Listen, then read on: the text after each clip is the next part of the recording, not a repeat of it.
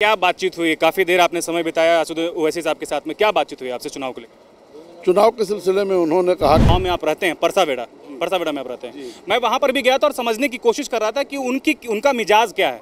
तो कुछ लोगों से हमने बातचीत करने की कोशिश की, कुछ मुस्लिम समुदाय के लोग थे, इवन हमने बुजुर्गों से, बच्चों से, युवाओं से बातचीत करने की कोशिश की। तो उनका एक ही कहना था कि रिजवी जी को लगातार 2 बार मौका दिए, लेकिन कुछ खास जो है रिजल्ट नहीं आया। तो इस बार हम लोग इरादा चेंज कर रहे हैं। हमारे वोटरों को, जैसे हफीजुल हसन साहब, सरफराज अहमद साहब, सुदीप कुमार सोनू साहब, इन लोगों ने जो हमारे वोटरों को गुमराह करने की कोशिश की थी, वो कोशिश नाकाम हो गई है। मंत्री बन्ना गुप्ता को लेकर के कि वो कलमा पढ़ करके मुसलमानों को एकजुट करने की कोशिश कर रहे हैं। तो इसमें रिजवी साहब बुराई कहाँ है? अगर कोई कलमा पढ़ करके आपके किसी और धर्म के लोगों को अगर कलमा पढ़ करके या फिर कोई मंत्र पढ़ करके अगर एकजुट कर रहा है तो इसमें क्या बुराई है? कुछ नहीं है, मंत्र सही होना चाहिए वरना रिएक्शन होता है। आखिरी 8 सितंबर को क्या उम्मीद कर रहे हैं आप? जश्न फतह मनाऊंगा। 8 सितंबर को पतंग उड़ेगा, ऐसा आप बोल रहे हैं? बिल्कुल पतंग उड़ेगा और सारे लोगों का डोर काट देगा ये पतंग की डोर। डुमरी विधानसभा में असदुद्दीन ओवैसी आए थे और एक विशाल जनसभा को संबोधित किया। इस वक्त हमारे साथ एआईएमआईएम प्रत्याशी मोबिन रिजवी जी हैं और इनके आवास पर थोड़ी देर ठहरे और अभी जस्ट जो है थोड़ी देर पहले जो है असदुद्दीन ओवैसी यहाँ से निकले हैं और हमारे साथ प्रत्याशी मोबिन साहब है। ये बताइए कि ओवैसी साहब के आने से क्या रुख बदलेगा, कैसा माहौल है अभी, कैसा महसूस करेगा? मैं अपने बैरिस्टर असदुद्दीन ओवैसी साहब का मैं बहुत बहुत शुक्रिया अदा करता हूँ और डुमरी विधानसभा क्षेत्र के मतदाताओं की जानिब से, यहाँ की जनता की तरफ से उन्हें मैं खैर मकदम कहता हूँ। वो आए थे और एक विशाल जनसभा को संबोधन करके वो यहाँ से मेरे आवास से अभी इस वक्त निकले हैं। आप देख रहे होंगे कि आज इसरी की सरजमीन पर चार जानिब जो है इंसानी सरों का सैलाब नज़र आ रहा है और काफ़ी तादाद में लोग आए हैं। मैं बहुत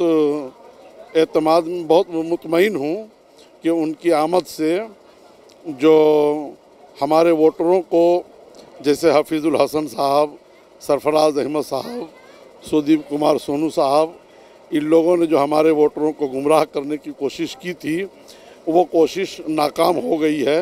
इंशाअल्लाह मैं डुमरी विधानसभा में कामयाब रहूँगा। आज ओवैसी साहब जो भाषण दिए, जितनी देर उन्होंने वहाँ भाषण दिया, क्या लग रहा है कि इससे डुमरी में माहौल बदलने वाला है कि जो पिछले बार जिस प्रकार जो है वो भाषण दिया था करके फिर इस बार दिया उन्होंने, तो क्या कितनी उम्मीद कर रहे हैं आप?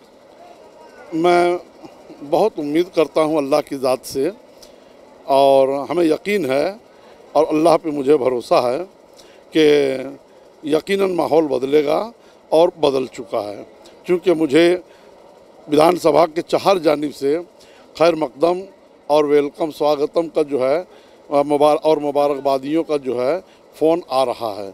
मैं उन्हें भी शुक्रिया अदा करता हूँ। क्या बातचीत हुई? काफ़ी देर आपने समय बिताया असद ओवैसी साहब के साथ में, क्या बातचीत हुई आपसे चुनाव को लेकर? चुनाव के सिलसिले में उन्होंने कहा कि मैं आपके साथ हूँ और आप मुस्तैदी से, मजबूती से आप चुनाव लड़ें। इन जो है गुमराह करने वाले लोगों से आपको डरने की ज़रूरत नहीं है, आपके साथ अल्लाह है। इस बार आजसू और बीजेपी जो है गठबंधन कर लिया है। पिछली बार आप देखेंगे कि वो लोग अलग अलग चुनाव लड़े थे, तो जो समीकरण है उसमें थोड़ा तो बदलाव आया है। तो इसको किस तरीके से देख रहे हैं? आपको क्या समझ में आया ओवैसी साहब से? वो उसको कैसे देख रहे थे, क्या समझ में आया? देखिए, पहले अलग अलग लड़े थे, ये बात सच है। इस बार मिलके भी लड़ रहे हैं, लेकिन जो कुर्मी समीकरण है यहाँ और जो कुर्मी एक तरफ जाते हैं, चाहे कभी जगन्नाथ की तरफ, कभी लालचंद जी की तरफ, कभी शिवा महतो की तरफ, तो इस बार कहीं ना कहीं कुर्मी वही काम करेंगे। अब वो क्या करेंगे, हमें उनके वोटों से लेना देना नहीं है। हमारा खुद का यहाँ 85,000 वोटर है और अगर 65% पोल होता है तो 59,000 पोल होता है और उसके बाद दलित भी हैं और हमारे साथ कुर्मी महतो छोड़ करके सभी जात के लोग हमारे साथ हैं। यकीनन हमें उम्मीद है कि कामयाबी हमें मिलेगी। आपने भाषण जब आप दे रहे थे तो एक बड़ी बात आपने कही मंत्री बन्ना गुप्ता को लेकर के कि वो कलमा पढ़ करके मुसलमानों को एकजुट करने की कोशिश कर रहे हैं। तो इसमें रिजवी साहब बुराई कहाँ है? अगर कोई कलमा पढ़ करके आपके किसी और धर्म के लोगों को अगर कलमा पढ़ करके या फिर कोई मंत्र पढ़ करके अगर एकजुट कर रहा है तो इसमें क्या बुराई है? बुराई कुछ नहीं है, मंत्र सही होना चाहिए वरना रिएक्शन होता है। समझे ना? अगर कुरान अगर सही नहीं पढ़ोगे तो हमारा कुरान ही कह रहा है वमन युदिल्लु बिही कसीरा वमन यहदी बिही कसीरा। यही कुरान पढ़कर कुछ लोग हिदायत पा जाएंगे और कुछ लोग गुमराह हो जाएंगे। तो गुमराह लोगों में बन्ना गुप्ता साहब हैं जो कुरान गलत पढ़ते हैं।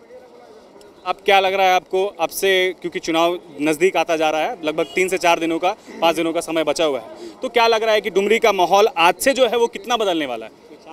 आज से दिन ब दिन जो है माहौल जो है बदलना शुरू हो गया है। जैसे जैसे तारीख करीब आ गई और असदुद्दीन साहब का आने की खबर बिल्कुल यकीनी हो गई, तब से ही माहौल में सुधार आने लगा। चूँकि मैं फील्ड घूम रहा था तो इन गुमराह लोगों ने काफ़ी गुमराही फैला दी थी, डराया था, धमकाया था, मदरसा बना देंगे, कब्रिस्तान बना देंगे, तो ये बना देंगे, वो बना देंगे।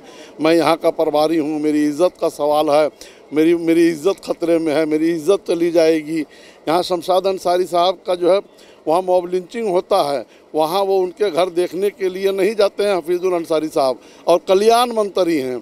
यहाँ मुसलमानों को जो है गुमराह करने के लिए लगे हुए हैं और अपनी इज़्ज़त बचाने लगे हैं। जबकि यही जब उपचुनाव हो रहा था तो उस वक्त जगन्नाथ महतो इनके क्षेत्र में एक दिन भी टाइम नहीं दिया था।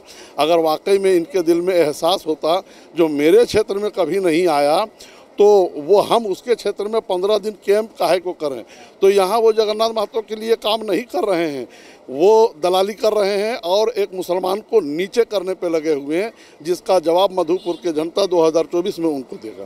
एक आखिरी सवाल रिजवी जी लेंगे, ये एक थोड़ा कड़वा है। मैं जिस गांव में आप रहते हैं, परसावेड़ा में आप रहते हैं, मैं वहाँ पर भी गया था और समझने की कोशिश कर रहा था कि उनका मिजाज क्या है। तो कुछ लोगों से हमने बातचीत करने की कोशिश की, कुछ मुस्लिम समुदाय के लोग थे, इवन हमने बुजुर्गों से, बच्चों से, युवाओं से बातचीत करने की कोशिश की, तो उनका एक ही कहना था कि रिजवी जी को लगातार 2 बार मौका दिए लेकिन कुछ खास जो है रिजल्ट नहीं आया, तो इस बार हम लोग इरादा चेंज कर रहे हैं। इस बार कोई इरादा चेंज नहीं कर रहे हैं। जिस हसीमुद्दीन अंसारी से आपने इंटरव्यू लिया है वो उसको मैं मुखिया बनाया हूँ और उसका बाप मेरा विरोधी था और 2 चुनाव में वो मेरा विरोधी रहा है। लेकिन मैं चचा उनको कहता हूँ, मेरे ख़ानदान के रिश्ते से चचा भी लगते हैं, लेकिन वो जगन्नाथ महतो की मोहब्बत में इस तरह गिरफ्तार थे कि वो मेरे गांव को काफ़ी गुमराह करने की कोशिश करते रहे। लेकिन हमारे गांव वालों ने 1000 वोट 14 में भी दिया था, 1200 वोट 2019 में भी दिया है और इंशाअल्लाह 1400 वोट फिर इस बार मुझे मिलेगा।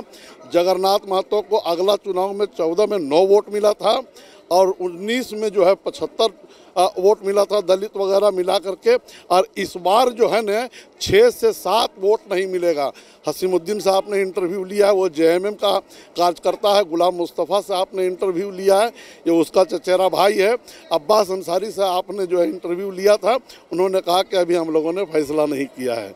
उन्हीं में से कुछ लोग और थे जो बोल रहे थे कि जात पात दे करके इस बार हम लोग चुन नहीं रहे हैं, जात पात दे के वोट नहीं कर रहे। विकास हुआ है उनके गांव में, कॉलेज खुल गई हैं, सड़कें बन गई हैं, बिजली पानी जो मूलभूत सुविधाएं होती हैं वो पहुंचा है उन लोगों तक। कैसा विकास?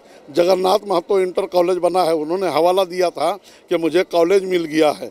डॉक्टर रियाज अंसारी की बेटी शगुफा खातून जो है वो नकाब पहन करके जो है इसे 4 दिन पहले एडमिशन लेने के लिए गई थी। वहाँ के जो है लोगों ने कह दिया कि नकाब पहन करके आए हो, तुम्हारा एडमिशन हम नहीं लेंगे। और इसकी शिकायत भोला सिंह पूर्व पार्षद जिला परिषद को किया गया, तो उन्होंने कहा कि ये कॉलेज का जो है रूल और नियम है, इसलिए इसका एडमिशन नहीं होगा। कैसा विकास इस मुसलमानों का, कैसा विकास?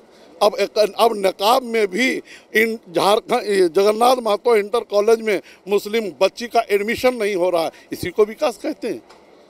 आप परसावेड़ा गए होंगे, देखे होंगे, वहाँ की गलियों को भी देखे होंगे, वहाँ की सड़कों को भी देखे होंगे, समझे न? क्या विकास है? आज तक जितना भी मुस्लिम गांव है, कहीं भी जलमीनार आप दिखला दीजिए हमको, कहीं भी मुस्लिम गांव में कहीं मकतब दिखला दीजिए जगन्नाथ महतो की तरफ से। उर्दू में जो हमारा मेन सब्जेक्ट था यही जगन्नाथ महतो, उसको एडिशनल में कर दिया, ऑर्डिनरी में कर दिया। शिक्षा मंत्री रहते हुए यही मेरा विकास है? अब बताइए भला, जो लोग जो है 200-400 रुपया ले करके जो है खा करके जो है उनका गुण गाते हैं, उसी को वो 200-400 को विकास समझते हैं।